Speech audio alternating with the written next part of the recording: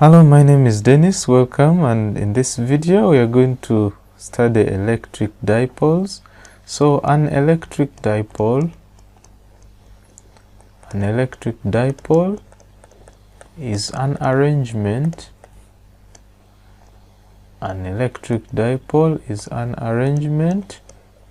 of two equal but opposite charges.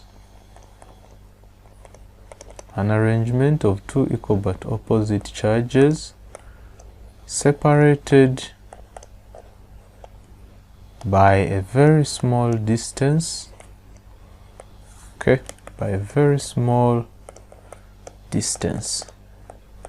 An electric dipole is an arrangement, and this arrangement should consist of two equal but opposite charges, and they have to be separated by a very small distance.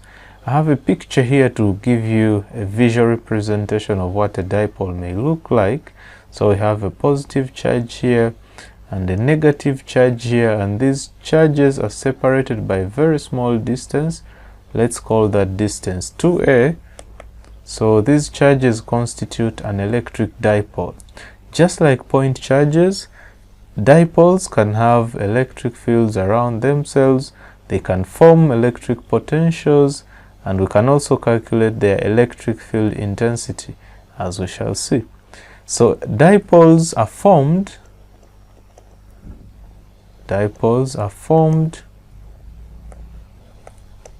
when atoms are polarized. So by electric fields. Let's see how this occurs. We all know that in a normal atom we have our atom, the nucleus is at the center, and we have an electron cloud surrounding the nucleus.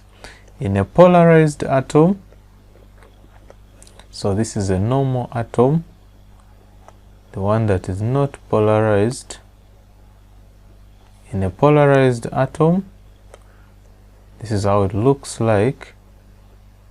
If we have an electric field, let me represent that. If we have an electric field in this direction, it means the positive charge will move in that direction and the negative charge in this direction.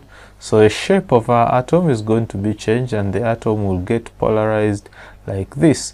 The distance between the positive and negative charge is so small that the two charges actually constitute an electric dipole, which has interesting properties like we will study later in this chapter. Some dipoles can exist naturally. So some dipoles can exist naturally. For example, in water molecules, also in ammonia molecules. These dipoles are very common because of the electronegativity of some of the atoms making up these elements. So very important for our study of electric dipoles is this quantity called the dipole moment. So the dipole moment is a vector. We represent that vector with P. So the dipole moment is a vector that points from the negative charge to the positive charge. So if we have a negative charge here and a positive charge here, these two charges separated by a distance, a very small distance 2a, to form an electric dipole.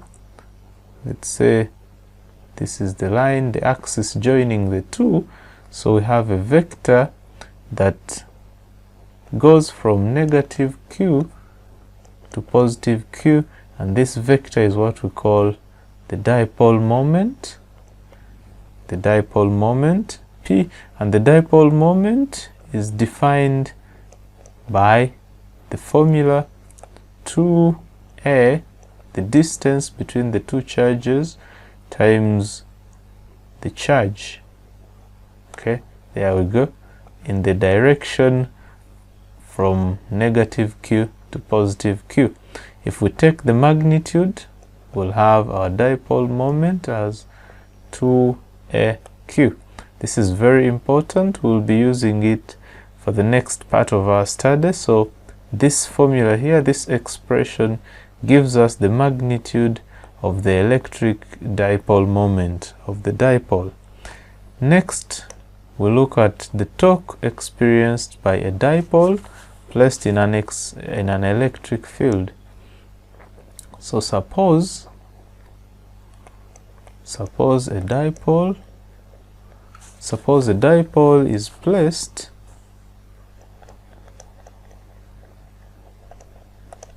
in a uniform electric field such that, so the dipole is placed in a uniform electric field such that it makes an angle such that it makes an angle theta with it. Let's have an illustration to show what this looks like. So we have a dipole. It's made up of a positive charge. Okay, I have this here, positive charge and a negative charge. It's placed in an electric field. Let's assume the electric field is in this direction, and let's assume it makes an angle theta with the electric field. So we know that the force experienced by the dipole, the electric force, is given by the electric field intensity times the charge. So the positive charge of the dipole is going to experience a force of EQ in this direction. Also, the negative charge is going to experience a force of EQ in this direction. The two forces constitute a torque. The two forces consist of a couple, and this couple is what leads to a torque, which is the moment of a couple. Also, very important here, the distance between the positive and negative charges is 2a. So let us calculate the torque. So the torque is given by the product of one of the forces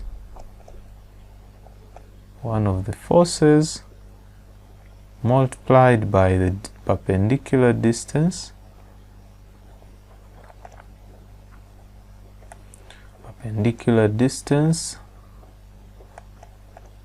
between the forces. One of the forces multiplied by the perpendicular distance between the forces. Let's actually see what that perpendicular distance is. So the forces are here and here, so the perpendicular distance is here.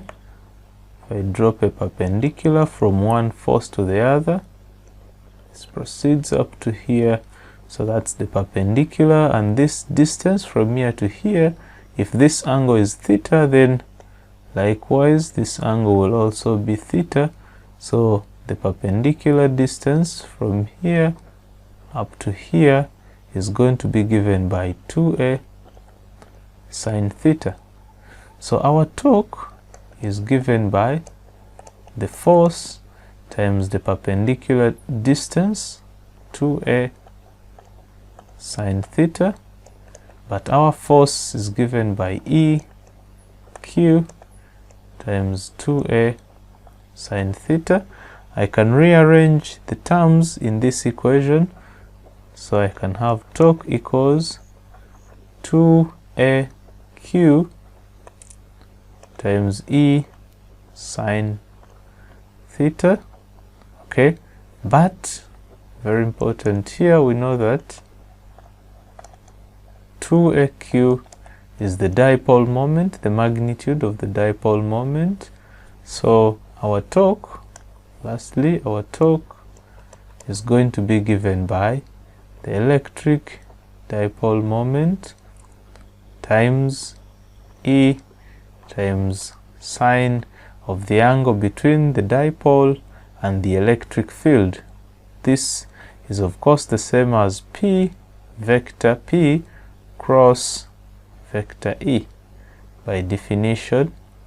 So this gives us the torque the torque experienced by a dipole placed in an electric field. As you can see from this equation, we can draw some conclusions from here. One of the conclusions is that when theta equals 0, when theta equals to 0, in that case the dipole is going to experience 0 torque. That is when the dipole is parallel to the field. So in this case, dipole is parallel to the field.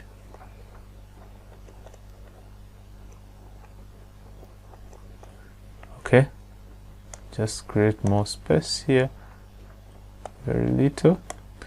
Another interesting case here is when, so this is one case, another case is when this is 0 degrees, when theta equals 90 degrees.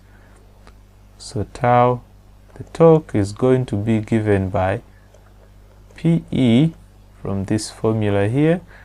Sine 90 is 1, so this is going to be maximum torque, and this is going to be experienced when the dipole is perpendicular to the field. Okay, next we look at the work done, or the electric potential energy of a dipole in an electric field. So electric potential energy of a dipole in an electric field would basically mean a uniform electric field.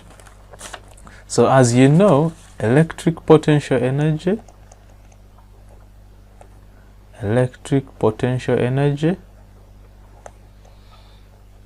which is denoted by letter U, is the same as the work done by the dipole, or the work done to rotate the dipole in an electric field. So let's have our illustration once again. Suppose we have our dipole with plus Q here and minus Q here, aligned in the field, making an angle theta, and this is our electric field. Okay, so the work done in rotating the dipole through a very small angle, the theta is going to be given by, so we have the small amount of work done to rotate the dipole through a small angle. The theta is torque times the theta, so this is a small amount of work done. The work done equals torque times the theta. So there we go. Okay, but we also know that the torque is given by PE sine theta, so I substitute for that. Therefore we'll have the work done equals PE sine theta d theta. This means that the total work done is basically going to be the integral from 0 to W. Integration basically means adding up the very small elements to form the total amount of work done.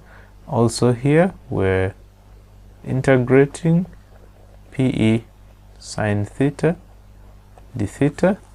In this case we'll have the total work done, let me call that W. Here we'll have negative PE cos of theta. Okay, there we go. As you notice, the work done is the same as the electric potential energy, which is given by negative PE cos theta. So that means our electric potential energy of the dipole is negative PE cos theta, which is also the same as negative P vector dot E vector. This is a dot product. So there we go. The negative sign here shows that negative work is done to rotate the dipole, since since we are applying this work against the electrostatic field. So we are applying the force against the field in order to rotate the dipole. So we do the field does negative work in that case. Okay, should consider watching my video about negative work and positive work. That will give you a clear picture of why this is negative. I will leave a YouTube card or a link in the description. The work done in rotating the dipole is negative since we are doing work against the electrostatic field. So the work done by the electrostatic field is negative, or the work done by the electric force is negative. In this case, the dipole, as you can see, the dipole has minimum energy. The dipole has minimum energy. The dipole has minimum energy when theta is equal to 0 degrees, since in that case the electric potential energy will be P times E. There's a negative here. Remember, energy is a scalar quantity, so negative PE is actually the minimum value. That's it. There we go. And this occurs when the dipole is parallel to the field.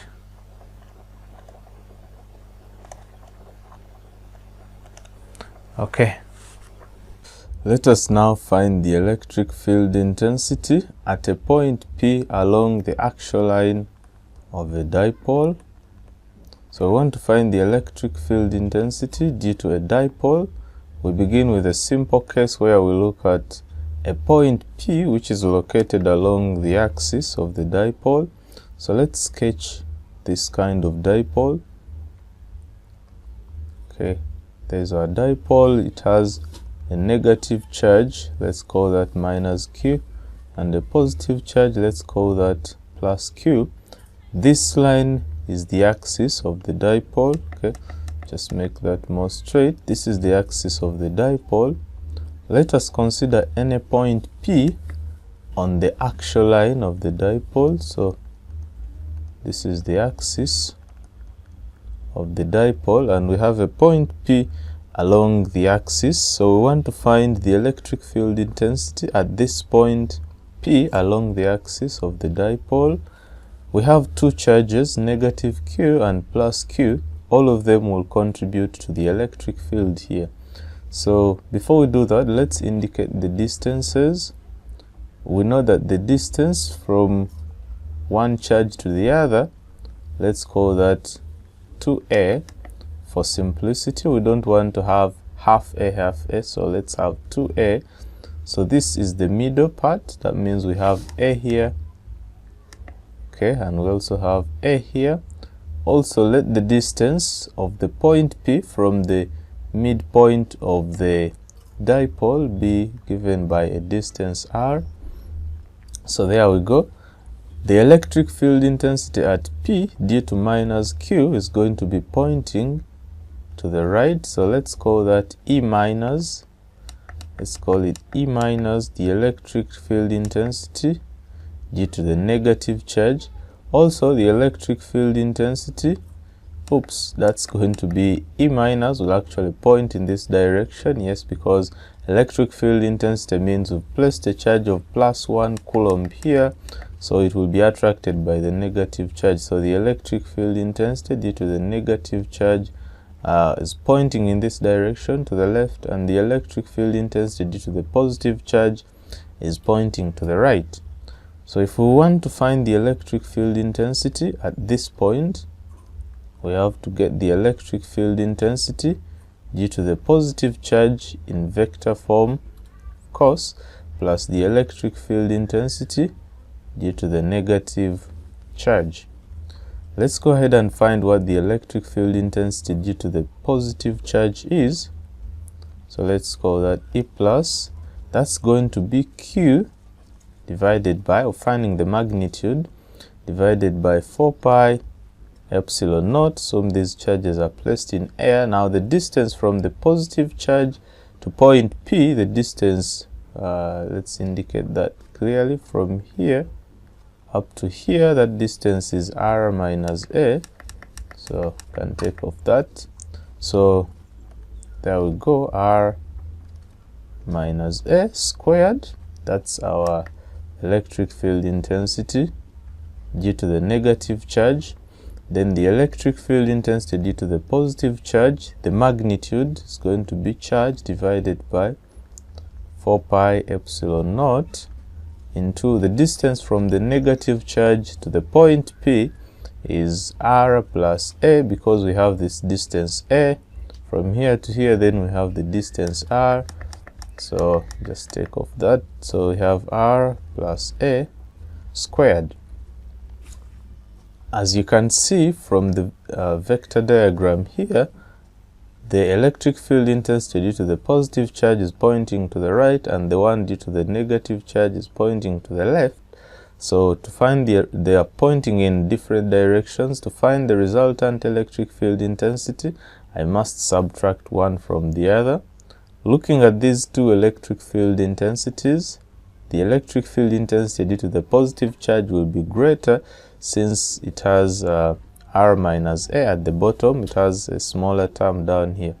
So our resultant electric field intensity is going to be Q over 4 pi epsilon naught r minus a squared.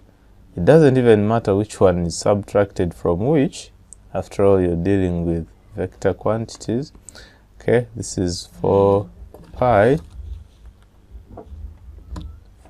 epsilon naught r plus a squared. There we go. So we have some common terms here. Q over 4 pi epsilon naught. Then we have 1 over r minus a squared minus 1 over r plus a squared. There we go. So this is Q. Just try to make that better. Okay. This is going to be Q over 4 pi epsilon naught. Let's do some algebra inside the brackets here. See what we've got. We will have r plus a, okay, just a little bit, r plus a squared minus r minus a squared. Down here we'll have r minus a into r plus a, all this squared. Okay, hope that makes sense. There we go. This reduces to, if you do the math here, you'll have Q over 4 pi, this is Q over 4 pi epsilon naught. Inside the brackets you'll have 4 AR divided by r squared minus s squared. That's the difference of two squares inside here. Squared, that's the square outside here. But as you can see in this diagram, every time we talk about electric dipoles, this distance a is much smaller than the distance r. So there we go. In the limit where r is much greater than a, so a is almost insignificant down here. A squared is approximately 0, and so our electric field intensity becomes Q over 4 pi epsilon naught. Okay, there we go. Open brackets, 4AR divided by, now if I make this 0, then we'll have r to power 4 r to power 4. There we go. Okay, let's see. This is going to reduce with this, so we have q. Just choose another color here. We have q, not q actually, 4ar q. Before we reduce, 4ar times q divided by 4 pi epsilon naught r to power 4.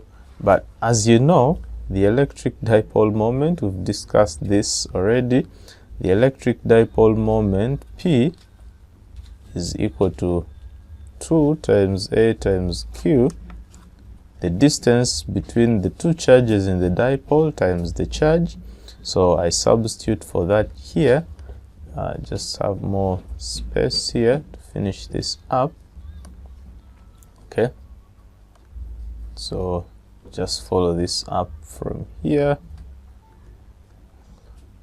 In this case, our resultant electric field intensity is going to be 2 times P, because if I substitute for 2AQ here, then we'll have 2 remaining times P divided by this R reduces with R to power 4, so we have 4 pi epsilon naught R cubed. So this gives us the electric field intensity at any point along the axis or the axial line of the dipole. There we go. The electric field intensity at point P is given by this formula here. As you can see, it's inversely proportional to the cube of R, so that means the electric field intensity falls more rapidly than that of a point charge. Okay, let's take this one step further. We have only considered the electric field intensity at a point along the axis. Let's consider the electric field intensity at a point on the equatorial line. So the electric field intensity at a point P on the equatorial line, we'll say that in a moment. Equatorial line of the dipole. So let's see this. We have our dipole. There we go. We have a minus charge, and we also have a plus charge here. So this here is going to be our axis of the dipole. So the equatorial line of the dipole is going to divide the axis into 2. Just make that a little shorter. So that's our equatorial line, the dipole, and there's our point P. So we want to find the electric field intensity at this point P due to the dipole. So notice in this diagram that this is a positive charge, so the electric field intensity is going to point away like that.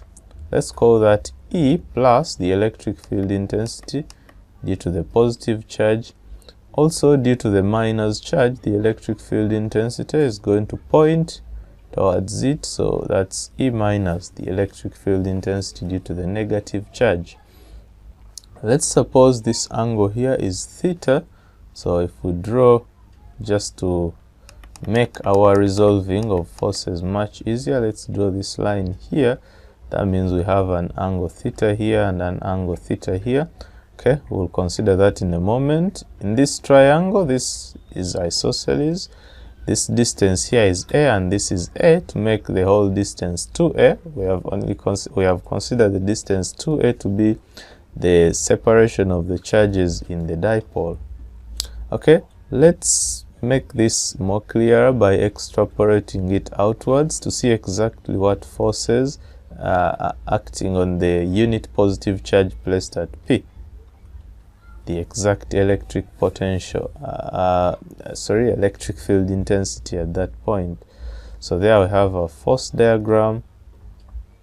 We have E plus in that direction, we have E minus in that direction, and then we have, okay, just to make this visually good, we have an angle theta here and theta here.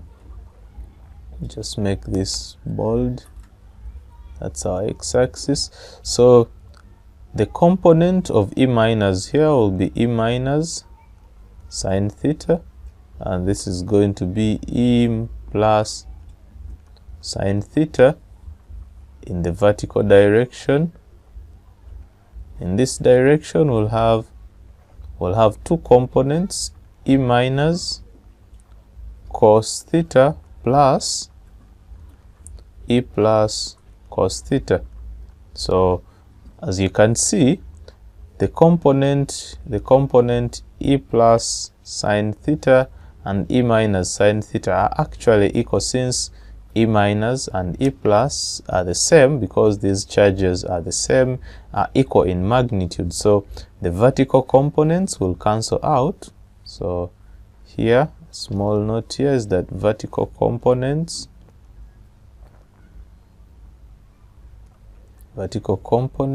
cancel out. So we only remain with the horizontal components. The horizontal components of this direction, E minus cos theta plus E plus cos theta. So our resultant electric field intensity E is going to be E minus cos theta. This is not actually E minus down here, cos theta, okay, plus E plus sine theta. That's going to be our total electric field intensity. Okay, let's go ahead and find what this is and what this is. Is this called, that's supposed to be cos theta. Okay, so let's see. Our E minus, the electric field intensity due to the minus charge, is going to be Q, the magnitude of the charge, divided by 4 pi epsilon naught. Okay, let's see what's the distance between negative Q and P. Well, we go for simplicity, let's consider this to be R, the distance between the middle point of the dipole and our point of consideration here. So yeah, that makes things easier. This distance here will be R plus R squared. Okay, this, using Pythagoras theorem, you can see that if I call this distance, say x, so we'll have s squared plus r squared equals x squared. So the square of the distance down here is going to be s squared plus r squared instead of having x squared there. Also, the electric field intensity due to the positive charge is going to be Q, that's the magnitude, divided by 4 pi epsilon naught r squared plus s squared. That's the distance here. The distance here is square root of s squared plus r squared. That's the same distance here, square root of s squared plus r squared. So that's how we come up with this. If I square the square root, then I get this. Now let's substitute these two equations in this to find the resultant electric field intensity. So we'll have our electric field intensity equal to, so we have Q over 4 pi epsilon naught r squared plus s squared times cos theta. Okay, here we go, plus the same Q over, okay, divided by 4 pi epsilon naught r squared plus s squared cos theta. So we have some common terms here, Q over 4 pi epsilon naught r squared plus s squared. That's common. I think everything is common here. This is just the same, so I'll just have 2q and then cos theta. Okay, that's nice. Looking at this diagram, you can see that cos theta is actually a divided by square root of a squared plus r squared. So that's our adjacent and that's our hypotenuse. So cos theta is that. Let's substitute that here. We have the electric field intensity as 2q divided by 4 pi epsilon naught r squared plus a squared times, where there is cos theta, we have a over square root of a squared plus r squared. Okay, so keep this in mind. I'll try to move this to find more space here. Okay, there we go. So our electric field intensity then becomes 2aq divided by 4 pi epsilon naught. Now this is to power 1, this is to power a half. If I add the 2, I'll have r squared plus a squared to power 3 over 2. Now using the previous assumption, we know that the distance between the two charges in the dipole, the distance r is ideally much greater than a, because from the definition of the dipole, the two charges must be separated by a very tiny distance. So in the limit that r is much greater than a, so a is going to be approximated to be 0. In this case also, notice that 2 times a times q is the dipole, the magnitude of the dipole moment, the distance between the charges in the dipole times the charge, that's the dipole moment, its magnitude in this case. So our electric field intensity is going to be given by, in this case, P divided by, just write that better, P divided by 4 pi epsilon naught r cubed, because the square cancels, so we remain with the cube. There we go, the square cancels, then the cube remains. So this is our electric field intensity due to, the electric field intensity at a point P due to the dipole. Okay, so there we go. At this point P, the electric field intensity is P over 4 pi epsilon naught r cubed. Still, you can see that the electric field intensity decreases more rapidly, r cubed, so it decreases more rapidly than that of a point charge. So this is reasonable since we have two equal but opposite charges and they are separated by a very small distance. Let us calculate the electric potential due to a dipole. The electric potential at any point P, due to a dipole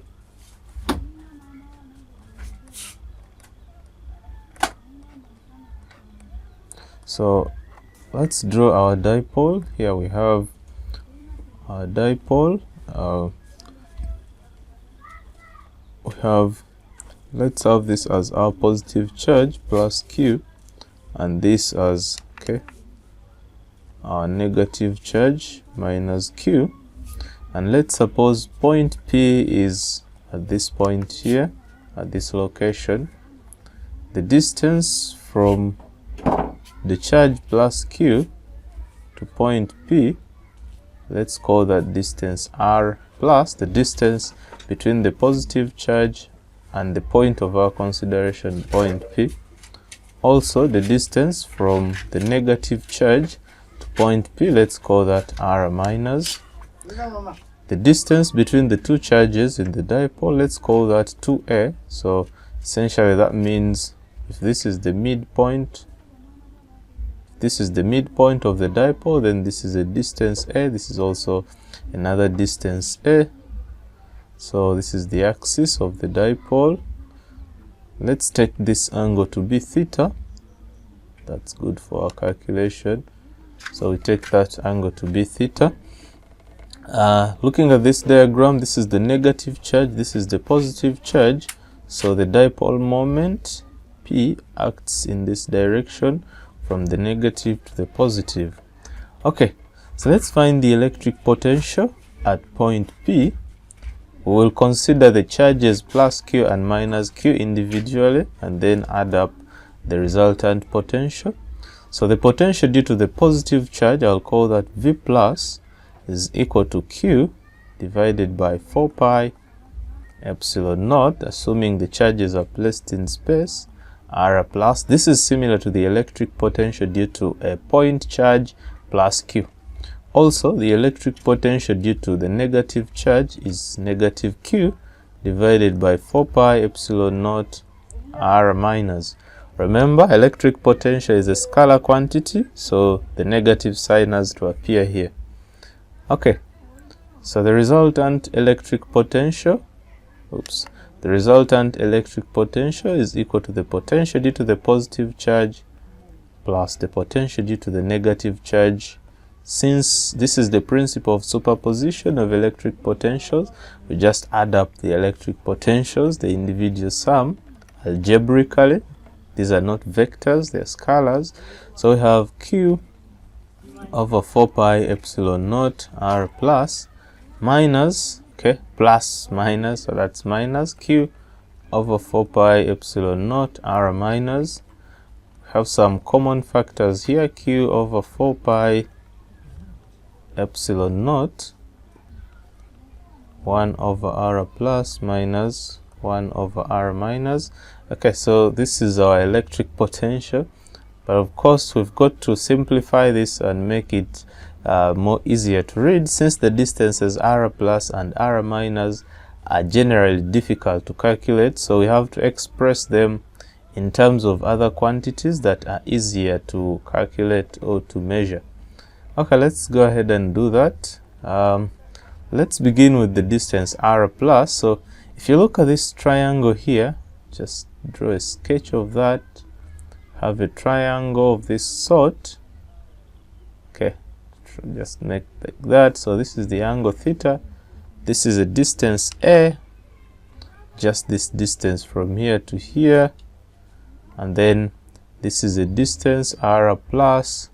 And this is a distance R. Forgot to indicate that the distance from the center of the dipole to the point P that is under consideration. So it's easier to measure distance R since it's a general distance, but R plus and R minus are quite difficult to measure. So let's take R to be the distance from the midpoint of the dipole to our point P.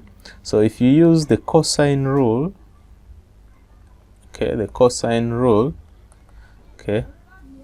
you'll see that using the cosine rule, R plus squared is actually going to be S squared plus okay, let me begin with R squared just to make this easier.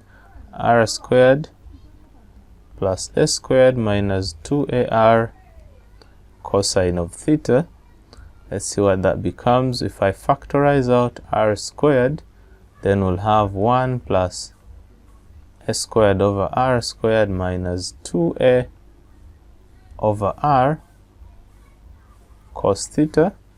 There we go.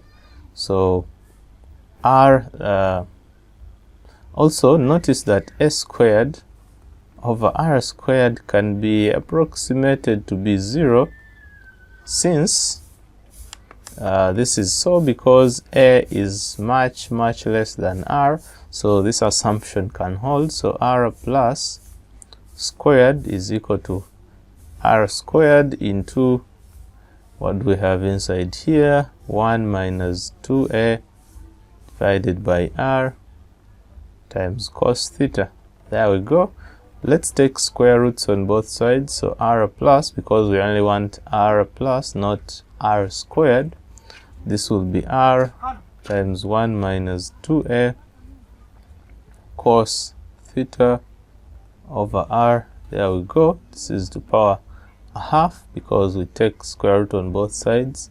So if I take reciprocals on both sides, I'll have 1 over r plus equals 1 over r into 1 minus 2a over r cos theta.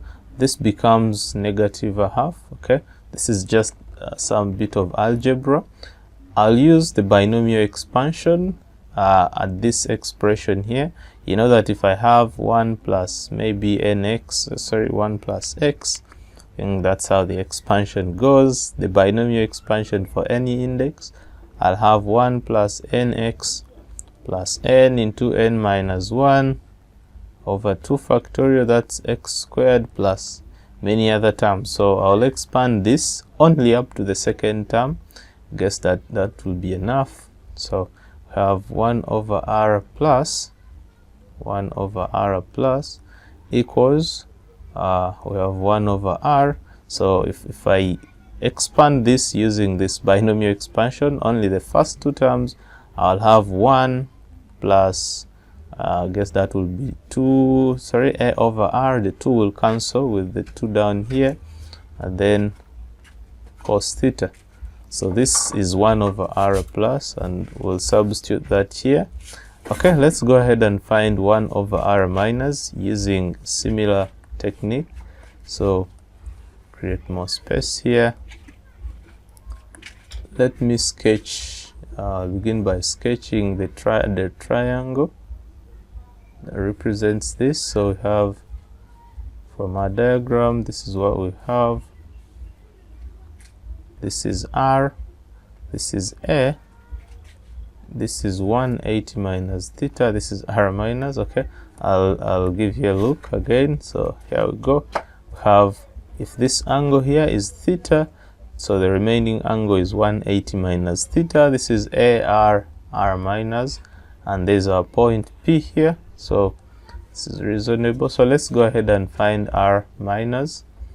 Okay, what's that going to be? Let me use the green color this time around. So still using the cosine rule. Using the cosine rule, we'll have r minus squared. It's going to be r squared plus s squared minus 2ar cos 180 minus theta.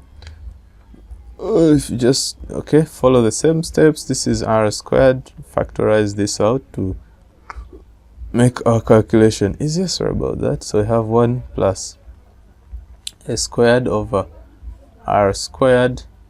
Okay, this is going to be plus, if you expand this, I'm not going to do that. Hopefully you can expand 180 minus theta, you'll actually get 2a over r.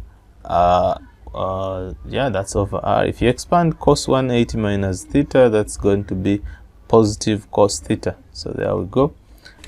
Let's take this to be 0, because since a is much less than r, then s squared over r squared is going to be so negligible.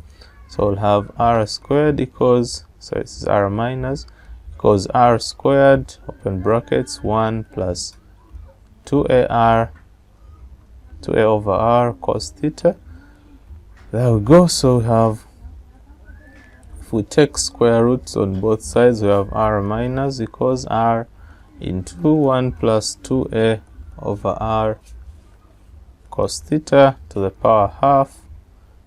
Go ahead and get the reciprocal. 1 over r equals, this is r minus, equals 1 over r, from brackets, 1 plus 2a over r cos theta to the power negative a half. Okay, just to create more space here. So moving forward from this, let's see what we have here. If I expand this using the binomial expansion, something we did previously, we'll have 1 over r into, just up to the second term, we'll have 1 minus, what's that going to be, a over r cos theta. Yeah, that's it. So I have the expression for, just to show you what we derived previously. So I have the expression for 1 over r minus. I also have the expression for 1 over r plus, I'm going to substitute all that to my original expression here. Okay, just take a look at it. Also take a look at this. Those are the most important conclusions. Also this here. Okay, let's begin now. Let's do that.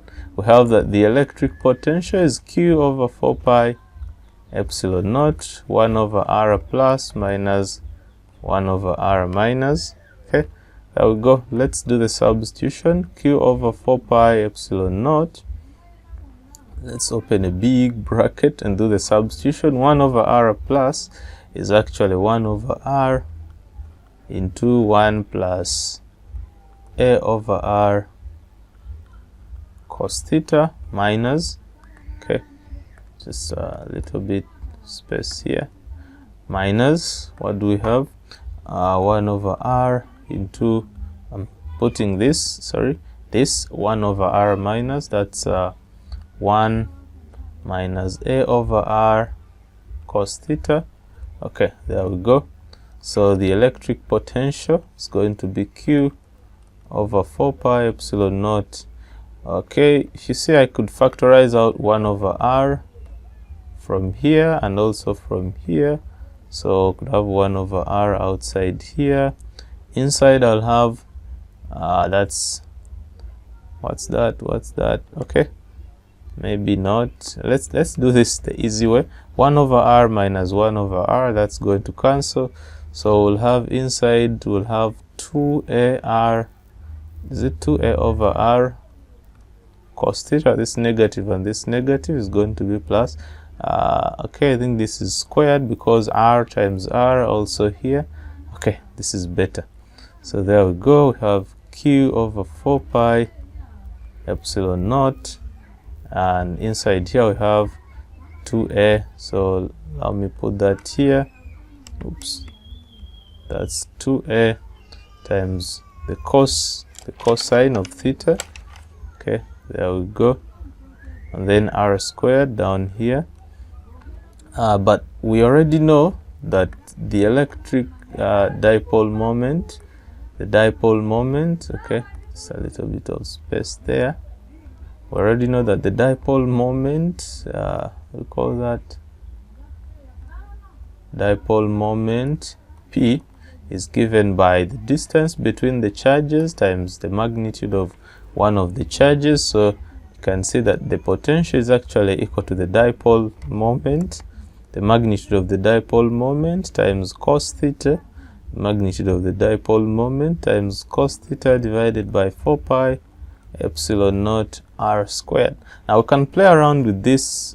This is actually complete, but we could play around with it to make it a little bit more general. We could, for example, say P. Okay, we could just say P r cos theta divided by 4 pi epsilon naught r cubed. Notice we've added one r here and another r here, which is good because now PR cos theta is familiar to us. That's the vector P dot product vector r. So r is the direction of the electric field of the dipole, and then P is the dipole moment. So our electric potential due to the dipole at point P is going to be vector P scalar product vector r divided by 4 pi epsilon naught r cubed. This is also another common general formula for electric potential at any point. Okay, let's just have a quick recap. So this is a long way of doing this. I'll actually show you a simpler way in a moment. So there we go. We began with our first diagram here of the dipole and the point P. Then we applied some, this is the basic concepts of electric potential due to a point charge. We came up with this. Then we applied some basic trigonometry on these triangles to find what 1 over r plus was and 1 over r minus. Don't forget we also used some little bit of binomial expansion, and there we had our electric potential due to the dipole at point P. So let's do this using an alternative method.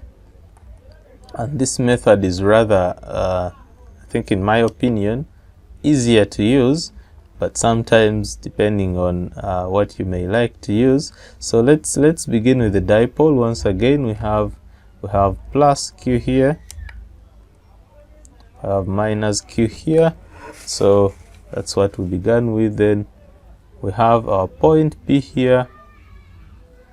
Okay, I intend to make this a straight line. Okay, that's better.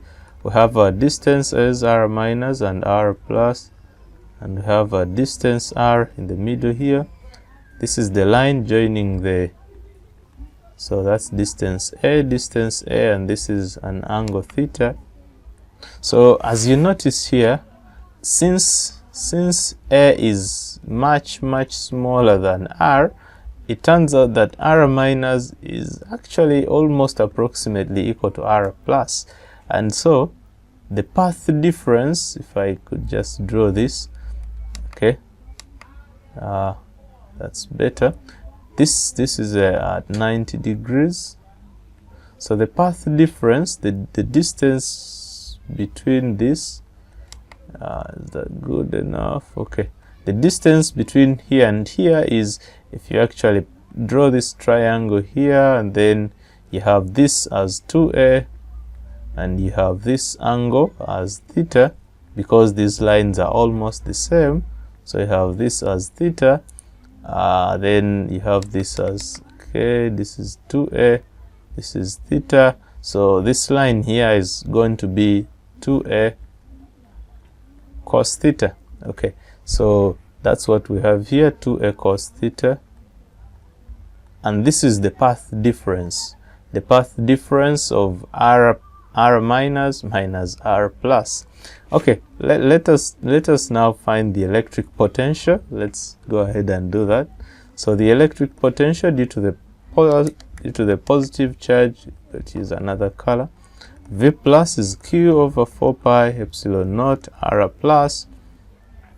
Also the electric potential due to the negative charge is negative Q over 4 pi epsilon naught R minus. So the resultant potential is going to be obviously V plus minus V minus. There we go. We already did this. We'll just have, if we add the two, we'll have Q over 4 pi epsilon naught R, okay, not R, rather 1 over R plus minus 1 over R minus. So you notice that this is the same as Q over 4 pi epsilon naught. If I do some algebra here, then I'll have R plus R minus, and then I'll have R minus minus R plus. So looking at this diagram here, the path difference R minus minus R plus, this is not actually a negative sign, it's just a R minus, it's a distance. The path difference is actually 2a cos theta, and also since R plus is approximately equal to R minus, then R plus R minus will be approximately equal to R squared. So there we go. I put these two assumptions into my expression here. The electric potential becomes Q over 4 pi epsilon naught. So I have 2a cos theta over R squared, which then becomes 2aq cos theta divided by 4 pi epsilon naught R squared. And let's see what happens here. 2aq is the dipole moment, P. Okay, got that well. So this is the dipole moment, P. So our electric potential is actually P cos theta over 4 pi epsilon naught R squared, which becomes P vector P scalar product vector R divided by 4 pi epsilon naught R cubed, as we have previously showed using the other long method. So this method involves making use of these two approximations on the distances R plus and R minus. Okay, that's it for this video. I would appreciate if you like this video. Also comment below for future videos. Don't forget to subscribe. I'll see you sometime.